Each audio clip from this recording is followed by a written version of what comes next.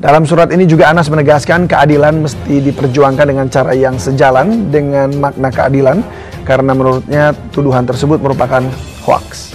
Mari gunakan akal pikiran, gunakan akal sehat untuk melihat sesuatu.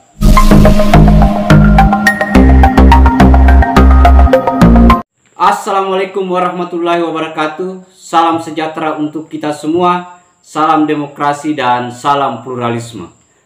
Oke, sahabat-sahabat, jumpa lagi di Rahmat Channel. Nah, kali ini sahabat-sahabat itu sekaitan dengan surat yang ditulis oleh Anas Urbaningrum yang masih di dalam tahanan. Dan konon kabarnya Anas ini itu akan keluar di bulan April 2023 karena tahanannya selama 8 tahun itu sudah selesai. Dan Anas itu menganggapnya bahwa dia berada di dalam pengasingan.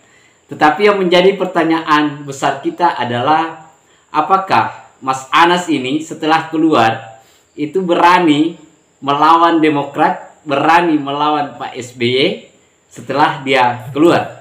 Karena selama ini Anas sendiri menganggap bahwa dirinya itu dikriminalisasi. Dan pada waktu itu dia menganggap bahwa dia berlawanan betul dengan Pak SBY.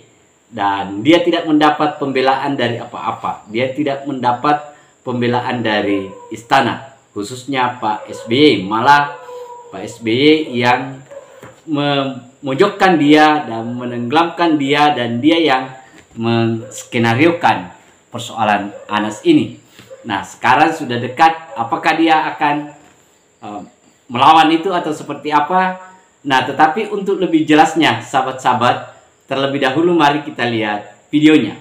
Dalam surat ini juga Anas menegaskan keadilan mesti diperjuangkan dengan cara yang sejalan dengan makna keadilan karena menurutnya tuduhan tersebut merupakan hoaks.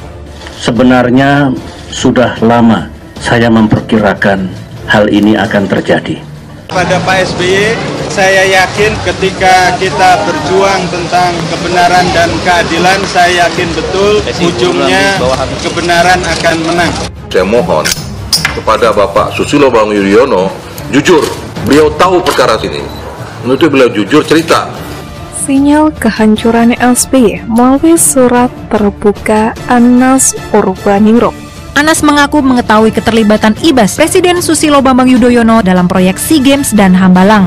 Yang penting sebetulnya ya dari kasus saya ini, yang sangat penting untuk dimintai kesaksian adalah Pak SBY. Saya terpaksa harus menyampaikan penjelasan karena tiba-tiba hari ini ada serangan yang disampaikan oleh mantan narapidana. 4 Februari, SBY mungkin sudah nggak tahan. SBY sudah mendesain bersama oknum di KPK bahwa Februari harus sudah selesai nih. AU harus sudah selesai, pengambil alihan sudah bisa dilakukan. Saya minta Pak SBY jujur, terbuka kepada publik, terbuka kepada kita semua. Saya sudah ngalamin penjara 8 tahun. SBY soal Hambalang ya?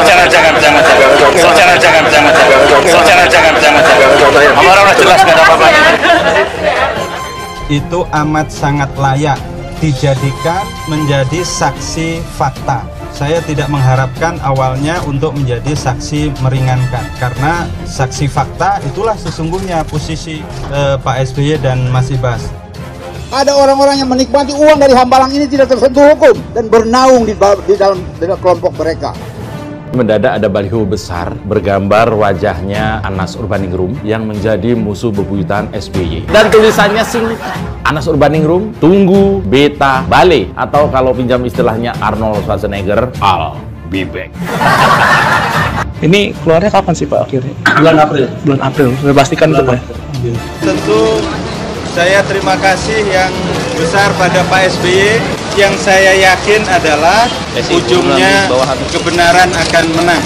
Mas Anas pada saat itu berhadapan dengan kekuasaan langsung, bagaimana ketika beliau mencoba mengambil di sebuah tempat, dicoba dikejar dengan cara-cara kriminalisasi. Ketika tanggal 4 itu kan jelas pidato SBY kepada KPK. Spesial sekali. SBY pidato dari Jeddah menyampaikan kepada KPK dengan bahasa, kalau salah katakan salah, kalau tidak salah tolong jelaskan kenapa tidak salah. Itu bahasa politik yang dibaca, pesan kekuasaan kepada KPK bahwa barang ini harus sudah selesai.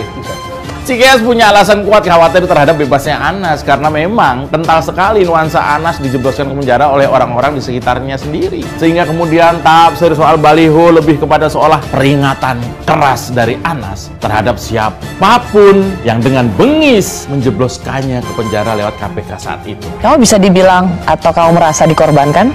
Aku merasa sangat dikorbankan. Jadi gini kan, nanti juga Mas Anas tahu, Mas Ibas tahu, semuanya sama-sama, nanti semuanya dijelaskan secara benar. Itu berapa jutaan dolarnya? Ada yang 1 juta, ada 500.000, ada yang 405.000 dolar. Dalam persidangan, Putri Indonesia tahun 2001 ini juga mengungkapkan sejumlah proyek mengatur anggaran diketahui Edi Baskoro Yudhoyono atau Ibas. Edi Baskoro maksudnya. Saya minta Pak SBY jujur, terbukalah kepada publik, terbukalah pada kita semua. Saya sudah ngalamin penjara 8 tahun.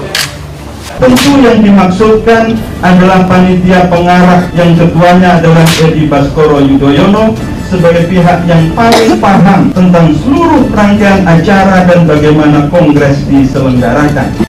Nah, kita sudah lihat videonya, sahabat-sahabat. Bagaimana surat itu, bahwa dia akan mencoba untuk mencari keadilan dan dia akan membuka-buka.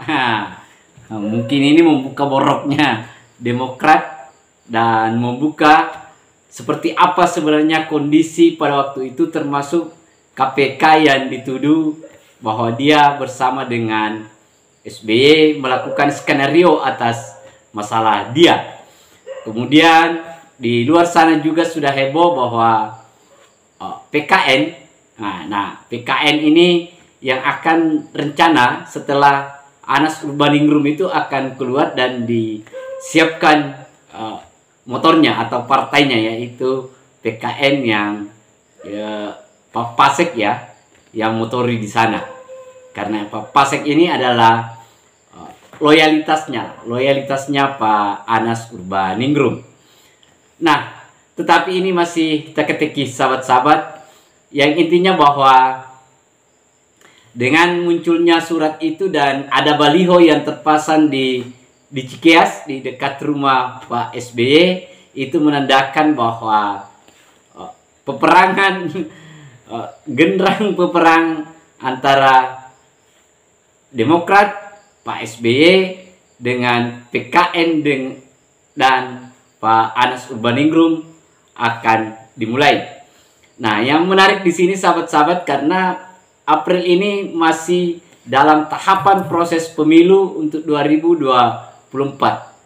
Bisakah Anas membongkar apa yang terjadi sebenarnya di dalam tubuh Demokrat, di dalam tubuh partai yang berlambang Mercy ini?